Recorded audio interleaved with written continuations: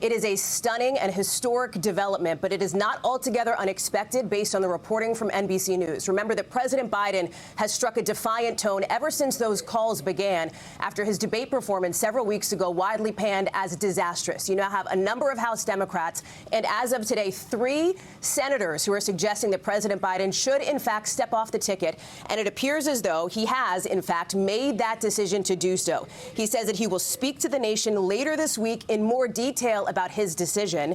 He goes on to say that he expresses his deepest gratitude to all of those who have worked so hard to see him reelected. And importantly, he goes on to thank Vice President Kamala Harris for being an extraordinary partner in all this work. Again, thanking the American people for the faith and trust that they have placed in him. So a couple of questions answered here and a couple of questions still ahead. First of all, there was a question that if President Biden stepped off the ticket, would he also, in fact, resign from the presidency? He is making clear in this letter that he will not do that. But there's a big question remaining, which is, what happens next? What happens next now to the Democratic ticket? There had been some calls, some questions for example, an open mini primary, perhaps, before the convention that is set to happen next month in Chicago. There had also been a question of whether Kamala Harris should now take the top of the ticket. She is the one who would inherit, essentially, the infrastructure, the campaign money, the campaign cash, the war chest that the Biden-Harris ticket has accumulated. Keep in mind, again, this is a stunning turnaround considering the president has promised time and time again to stay in this race, even struggling, of course, to face off against Mr. Trump during that first presidential debate. So we are working to get our reporters up and ready to go here because, again, a significant development in this presidential race. The president goes on to say in this letter, I believe today what I always have, that there is nothing America can't do when we do it together.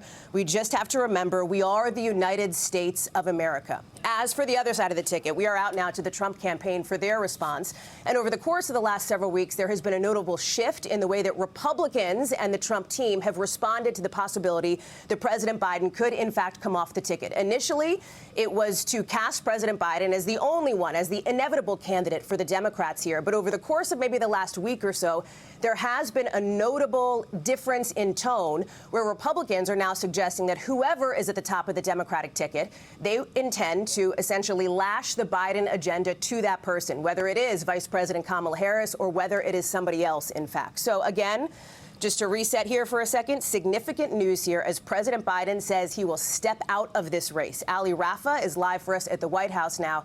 Ali, I want to turn to you. She's at Rehoboth because that is where President Biden has been convalescing, recovering from COVID, essentially, Ali.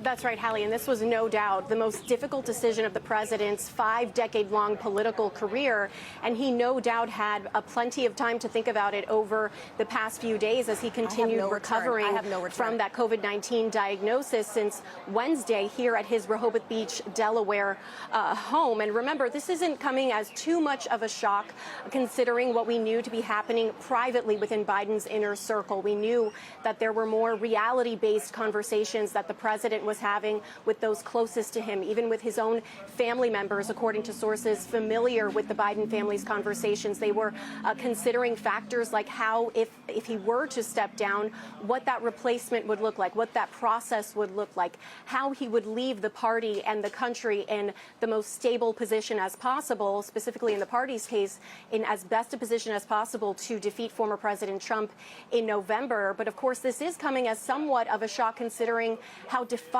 we have seen the president and his campaign be in recent days. As recently as yesterday, they were talking about fundraisers that the president would continue planning to host at the end of the month. One of them with David Letterman in Massachusetts, another in Chicago around the Democratic National Convention. And of course, the president has said that the only things that would make him reconsider staying in this race would be the Lord Almighty or a medical condition. But again, we know that the conversations he was having in recent days were more reality-based, more around the polling and the evidence showing that he was not able to defeat former President Trump in a head-to-head matchup in November. And as you mentioned, Hallie, the question really now is what happens next? Where does this all go next? Notably absent from this letter from the president announcing he was stepping down from this race is an official full-throated endorsement of his Vice President Kamala Harris. And there is even disagreement within the Democratic Party over whether she would be the best person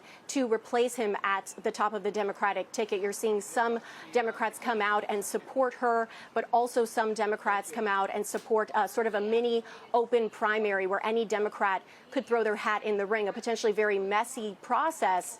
And so the president in this letter says he will speak to the nation later this week. Presumably we could hear from him as far as what happens next and who he plans to support in that address that he plans to deliver later this week.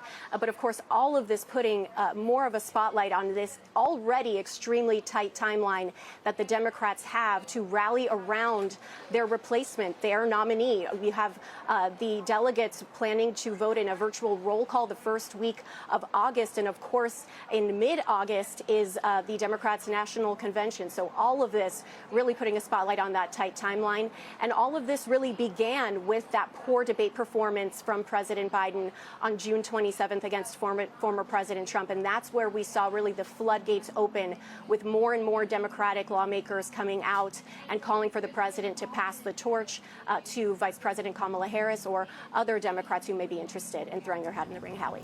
The other piece of this, Allie, it wasn't simply elected members of Congress who had been frustrated, more than 30 of them suggesting that President Biden should step aside. They had been concerned about not only the prospects for the White House come November, but also those key down-ballot races, control of the Senate and control of the House. It was also, however, donors, with NBC News reporting concerns that money was beginning to dry up going to the Biden campaign until and unless the president were to take the very step that he has taken now in just the last 10 minutes or so. Talk us through that piece of it, the building pressure on this campaign for the president to do exactly what he is now announcing today that he will do, and that is withdraw from the 2024 ticket.